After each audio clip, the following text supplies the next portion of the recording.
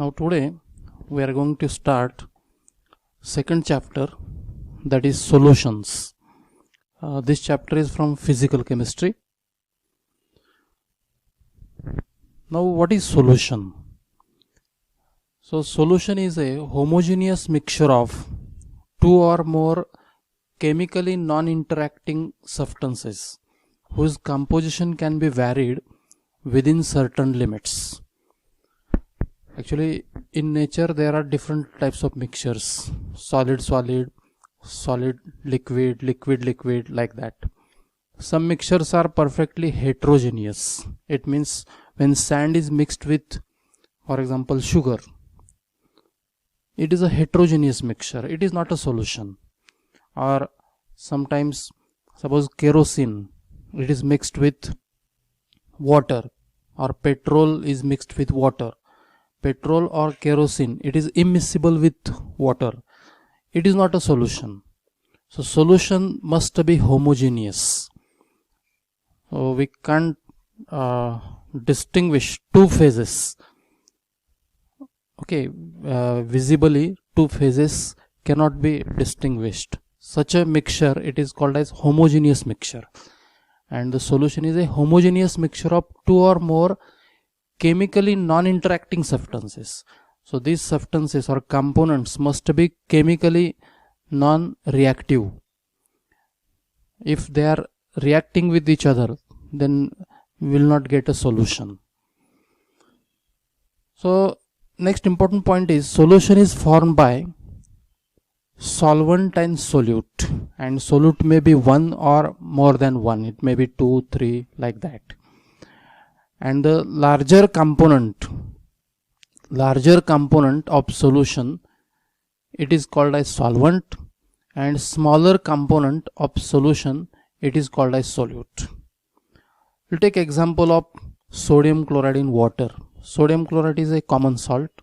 When common salt, 1 gram of common salt is added in 1 liter water, so quantity of water is more and quantity of sodium chloride is less, and therefore here sodium chloride is a solute and water is a solvent, because water is a larger component and NaCl is a smaller component, so its quantity is less.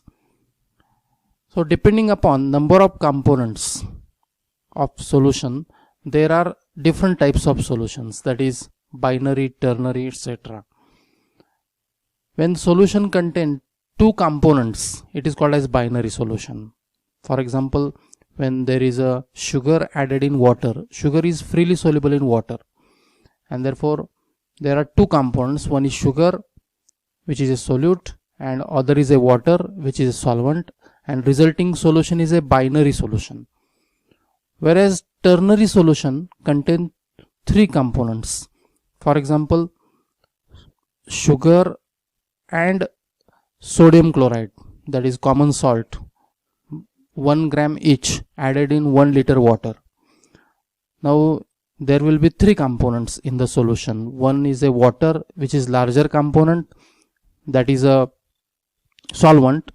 Sodium chloride and sugar, their quantities are less and therefore both of these are solutes, and as solution contains three components, it is a ternary solution. So mixture of sugar, sodium chloride and water, mixture of these three components, it is a ternary solution. Out of various solutions, binary solutions are very common. Actually in nature there are many solutions which contain more than three components also. Seawater contain several components. For example, seawater contain dissolved salts like sodium chloride, calcium sulfate, magnesium sulfate. There are several salts and several other components soluble in water. So seawater, it is a polycomponent solution.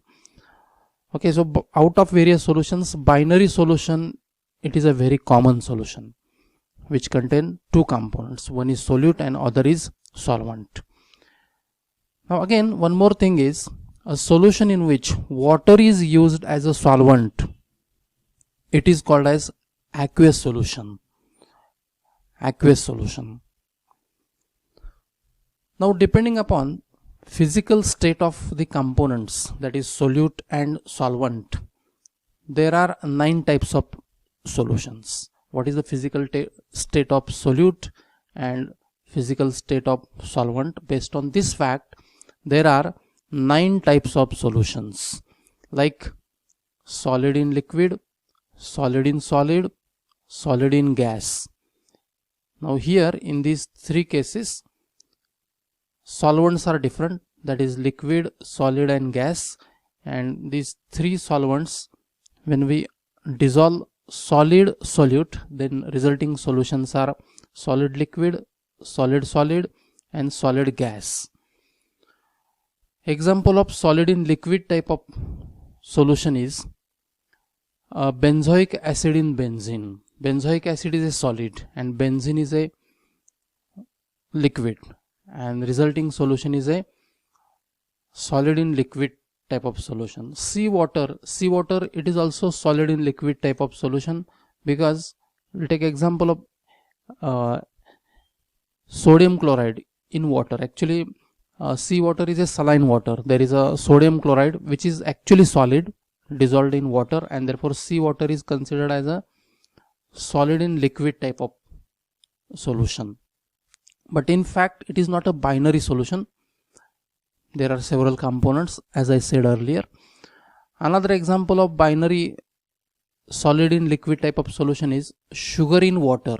So sugar is a solid component which is a solute, and water is a solvent which is liquid. Examples of solid in solid type of solution. So here solute as well as solvent both exist in the solid state. Examples: metal alloys, for example brass, bronze. In case of brass alloy, there is a mixture of copper and zinc. In bronze, there is a mixture of copper and tin. So actually these metal alloys, it is example of solid in solid type of solution. Third type is solid in gas. Here solute is a solid and solvent is a gas. Example: iodine vapors or iodine in air. Here iodine, it is a solid, and air, of course, it is a gas. And so iodine vapor, it is a solid in gas type of solution. Now fourth type, liquid in liquid. Example of this is ethanol. Actually ethanol in water. So ethanol, when added in water, we get a homogeneous mixture, and both, that is solute as well as solvent, exist in liquid state, and therefore this is a liquid type of solution. So gasoline means petrol. When dissolved in suitable solvent like chloroform, toluene, benzene, then that becomes a liquid type of solution. Again, basically petrol or gasoline, it contain different liquid state hydrocarbons, lower hydrocarbons like methane, propane, butane or hexane, like that. So there are 2, 3 or more than that liquid hydrocarbon, mixture of liquid hydrocarbons, and therefore gasoline itself, it is a liquid type of solution. Another type is liquid in solid. Examples: amalgams of mercury with metals, as mercury in silver, for example mercury in silver. So you know mercury, it is in liquid state and silver is a solid, and therefore this is liquid in solid type of solution. Here mercury, it is a smaller component, it present to the less extent, and silver is a larger component of the solution, and therefore solid act as a solvent. Next type is liquid in gas type of solution. For example chloroform in air or nitrogen. So here chloroform is a smaller component and nitrogen or air is a larger component, and it is a gaseous, and therefore chloroform vapors or chloroform in air or nitrogen, it is a liquid in gas type of solution. Next type is gas in liquid type of solution. Here gas is a smaller component, that is solute, and liquid is a larger component, that is solvent. Well known example is carbonated drinks or carbonated water. In carbonated water, carbon dioxide is dissolved in water. So carbon dioxide is a smaller component, which is a gas, and water is a larger component, which is a solvent. Another example, oxygen dissolved in water. So this is also gas in liquid type of solution. Next type is gas in solid type of solution. So example is adsorption of gas on the surface of solid. For example, adsorption of hydrogen on the surface of palladium. So this system, it becomes gas in solid type of system. Then gas in gas type of mixture or gas in gas type of solution, both the components solute as well as solvent, both are gases. Well known example is air. So air is a mixture of homogeneous mixture of several components, that is oxygen, nitrogen, argon, carbon dioxide, and many more gases, and therefore air, it is a gas in gas type of solvent. Actually the larger component of air, that is nitrogen, it is a solvent, and all other components, oxygen, carbon dioxide, these are solutes. So air is a gas in gas type of solution. So in this way, on the basis of physical state of solute and solvent, these are the 9 types of solutions. For competitive exam, just to remember example of each type. So question may be asked, objective type question may be asked on this table.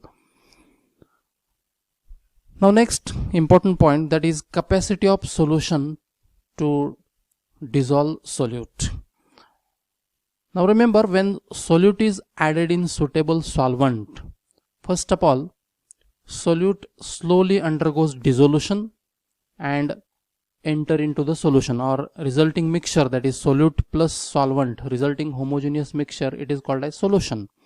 So in the beginning, rate of dissolution will be very high, and as soon as solute dissolve in solvent to give the solution, after some time solute may have a tendency to escape out of solution and get recrystallized. So by crystallization, there is again formation of solute, but this tendency in the beginning, this crystallization tendency was very negligible and dissolution tendency will be very high. So initially rate of dissolution is faster than crystallization, but after some time equilibrium is reached, that is rate of dissolution and rate of crystallization are equal, and the resulting solution, it is called as saturated solution. That is quantity of solute entering into the solution, that will be exactly equal to the quantity of solute escaping out of solution and to form the solute again. Both the rates are equal, that is rate of dissolution and rate of crystallization are equal. That solution, it is called as saturated solution. This saturated solution contains maximum amount of solute dissolved in given amount of solvent at a temperature, at a given temperature. And in other words, the saturated solution contain maximum amount of solute at a specific temperature, whereas a solution containing greater than equilibrium amount of solute, it is called as supersaturated solution. Supersaturated solution always contain greater quantity of solute than that in saturated solution. So these two terms are very important. What is the meaning of saturated solution and supersaturated solution? Now what is solubility? The maximum amount of solute that dissolves per unit volume of saturated solution at a specific temperature, it is called as solubility. The maximum amount of solute that dissolves per unit volume means maybe 1 liter or any unit, 1 liter or 1 cubic centimeter or 1 cubic meter, like that. But basically in majority cases 1 decimeter cube or 1 liter volume is considered as a unit volume. So the maximum amount of solute that dissolves in per unit volume of saturated solution at a specific temperature, it is called as solubility. Most important thing is, again, solubility changes with temperature. It means it is different for different temperatures, and it is measured in mole per decimeter cube or gram per 100 cubic centimeter. Now 3 factors affect on the solubility. One is nature of solute and solvent, effect of temperature, and effect of pressure. So these are the 3 factors which are affecting on the solubility. So first factor is nature of solute and solvent. So 2 types of substances are there, polar substance and non-polar substance. Basically, polar substance or polar solute dissolves in polar solvent, and non-polar solute dissolves in non-polar solvent. It means like dissolves like.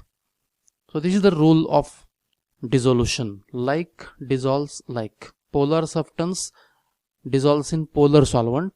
Non-polar solute dissolves in non-polar solvents. For example, sodium chloride dissolves in water.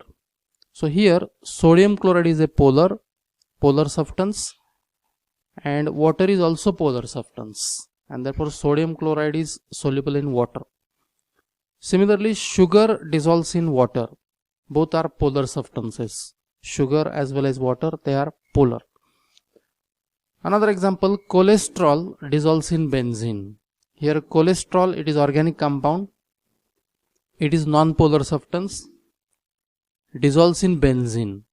When you try to dissolve cholesterol in water, so it will be insoluble in water, because cholesterol is a non-polar, water is a polar.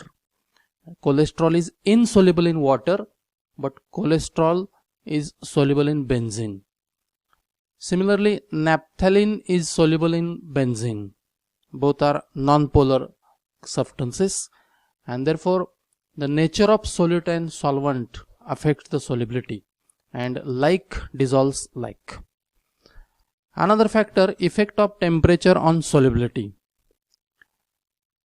Actually, temperature causes the solubility of solute in solvent. 2 types of thermal effects are there, endothermic and exothermic. So in first case, when solid dissolves in water by endothermic process, that is at the time of dissolution, when there is a absorption of heat need to be supplied to the solution in order to dissolve solute into the solvent. Such a process is called as endothermic process. So when solid dissolves in water by endothermic process, its solubility increases with increase in temperature. It means any particular solute, when require heat for dissolution in solvent, such a dissolution process, it is favored by high temperature. So with increase in temperature, solubility of solid in solvent increases. For example, KCl, KBr, KNO3. In these solids, solubility increases with increase in temperature. Now look at this diagram or graph. Here solubility of solute plotted versus temperature.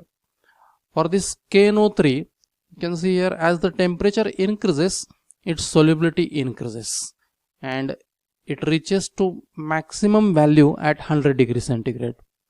Similarly, for sodium nitrate, solubility increases with increase in temperature. Same is for sodium bromide, then for potassium bromide, for potassium chloride, slight there is a increase in solubility with increase in temperature.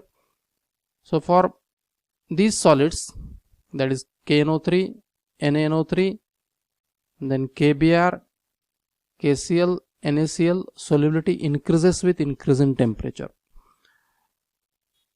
Now, when solid dissolves in water by exothermic process, its solubility decreases with increase in temperature. What it means? Some solids, when dissolve in solvent like water, there is a evolution of heat, and such a dissolution process, it is favored by low temperature, by Le-Chatelier's principle. Examples of such a type of solids are sodium sulfate, lithium sulfate, etc. So sodium sulfate is the most common example. Now here in this graph you can see, for sodium sulfate, solubility in water decreases as the temperature increases, and therefore its solubility is favored by low temperature. It means at, for example, at 40 degrees centigrade its solubility is higher, and at 100 degrees centigrade its solubility is lower. Okay, so there are two types of solids. Some solids dissolve in solvent and their solubility increases with increase in temperature, whereas some solids dissolve in water and their solubility decreases with increase in temperature. Basically, solubility of gas in water decreases with increase in temperature. Now third factor, effect of pressure on solubility. Basically, pressure has no effect on the solubility of solids and liquids because solids and liquids are incompressible. It means there is no effect of pressure on the volume of solids and liquids, and therefore this parameter, that is pressure, has no effect on the solubility of solids and liquids.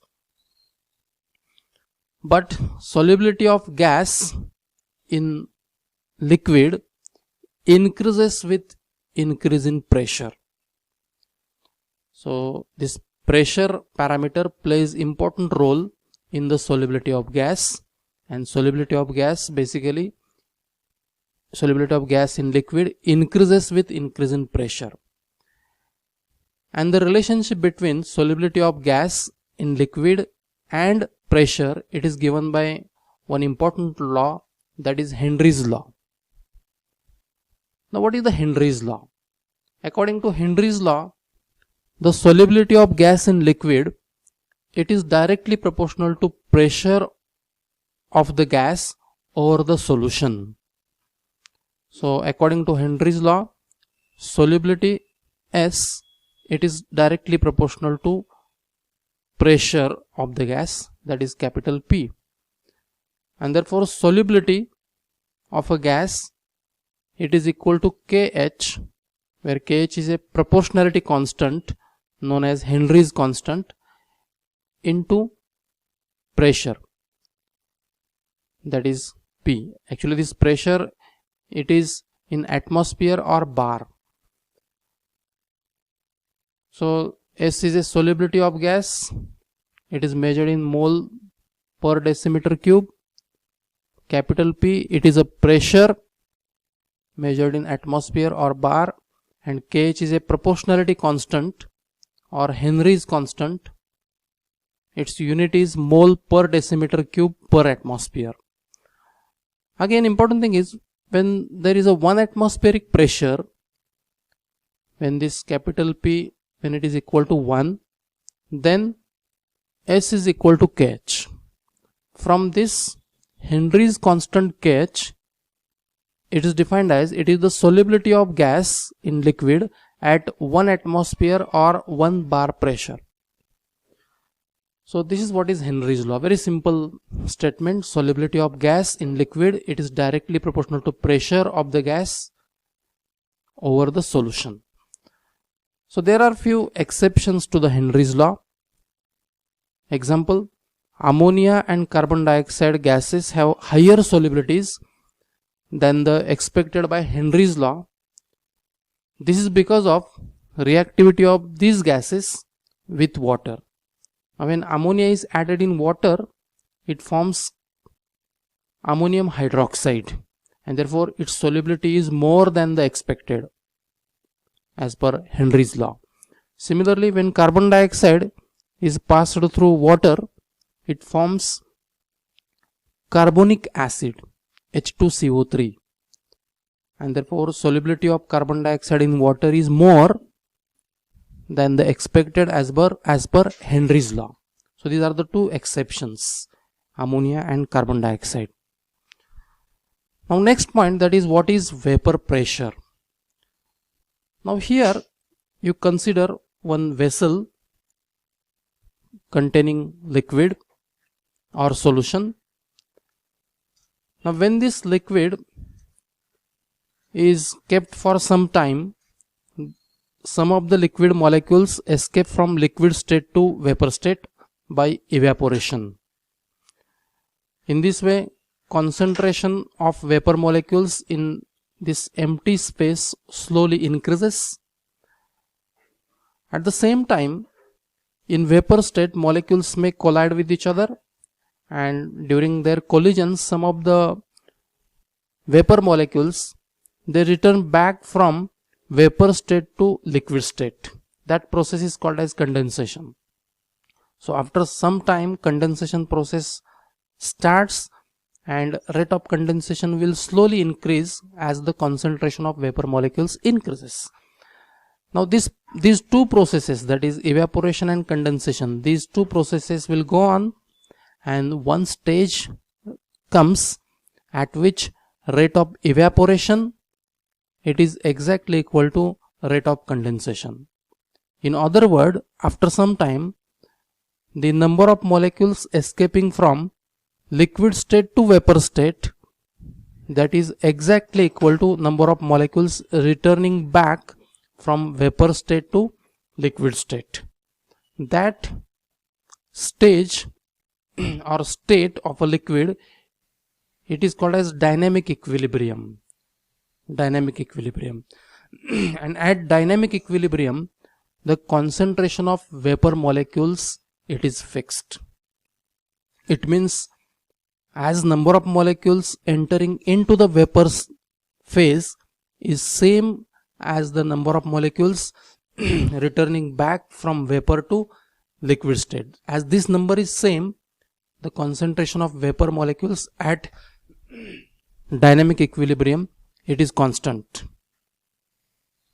So here at a dynamic equilibrium, the pressure exerted by vapor molecules on the surface of liquid, it is called as vapor pressure. So the pressure exerted by vapor molecules of that particular substance at dynamic equilibrium, it is called as vapor pressure. And dynamic equilibrium, already I explained.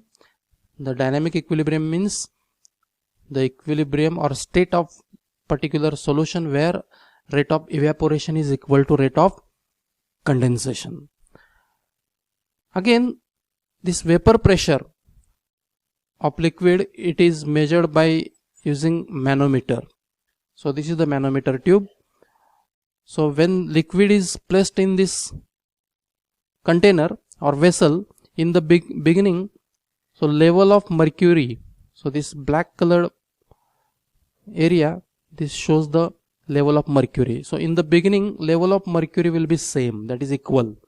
But as soon as rate of evaporation increases, slowly the level, there will be difference in the level of mercury in 2 arms, and this difference, it is nothing but the vapor pressure.